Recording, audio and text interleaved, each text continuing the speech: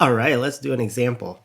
Our research question is there a relationship between new car purchaser satisfaction with the car dealership and the size of discount from sticker price the purchaser was able to negotiate? So if you think about it, it kind of makes sense to think that there would be some kind of relationship because the better your deal, you would think that you would be happier, right?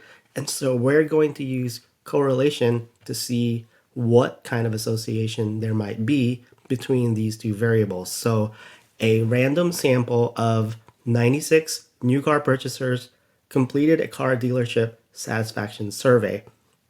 Company records were used to identify the discount from list price that each purchaser negotiated. And after running this analysis, this is the R that we got, 0.417. So what does that mean? Well, let's type that here.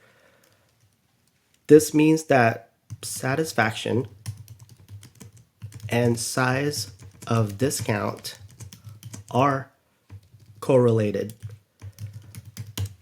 Because remember, right, from the previous video, R can be anywhere between -1 to 1, and then 0 would be no association.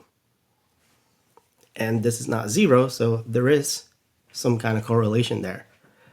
And the thing with looking at the number is that we could also say something about what kind of association and the strength, right? In this case, it's a positive number, so we could say that there's a positive association. And at 0.417, we could even say something like it's moderate-ish. So not very strong, but it's not that weak either. So it's just kind of, moderate-ish. So of course, you don't want to just tell your manager, right, that, oh yeah, the correlation is moderate-ish. So we would want to put that a different way. So our interpretation, let's make that red. Our interpretation would be this. Higher discount is associated with higher satisfaction.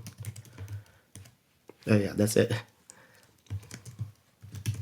The relationship is moderate-ish. No, just kidding. Let's just say the relationship is not terribly strong, or however else you want to say that professionally. Maybe you know your boss really well, so you could just say, yeah, it's not terribly strong. But there is a correlation, positive correlation. Now, one thing to note about this interpretation is that it applies to the sample only. And we know that because it's R. So R is for the sample. And as always, we are interested in the fundamental statistical question. So we don't care what the sample says because what?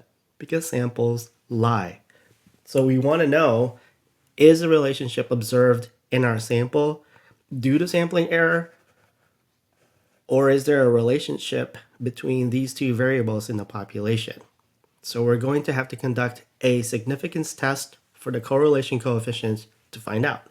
And this is our null hypothesis. This symbol you see right here, that's rho. And that would be, so it's spelled R-H-O, so rho. And just so you can remember later on, it's pronounced rho.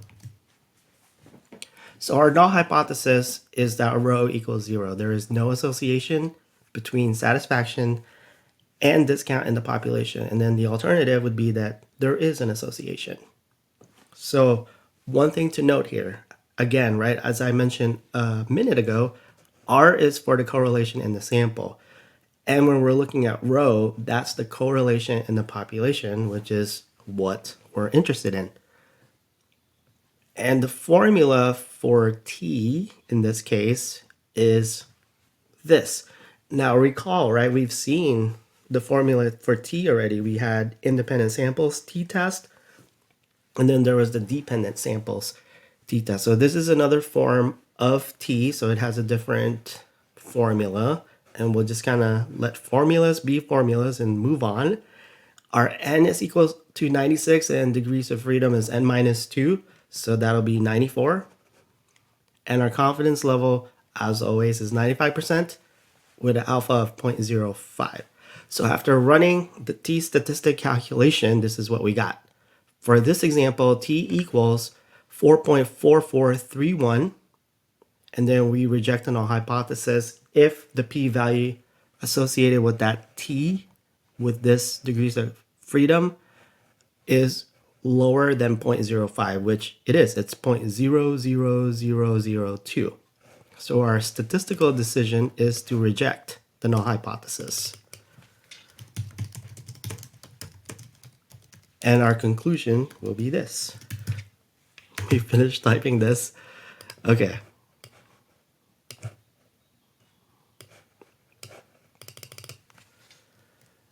In the population, so right, we're talking about the population now, not just the sample.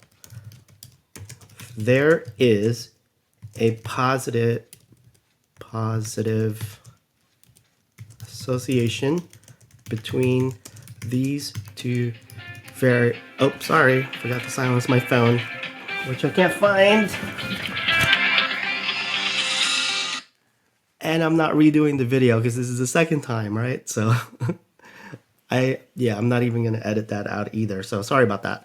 Okay, so there's a positive association between these two. You know what? I didn't silence my phone though. All right, there we go.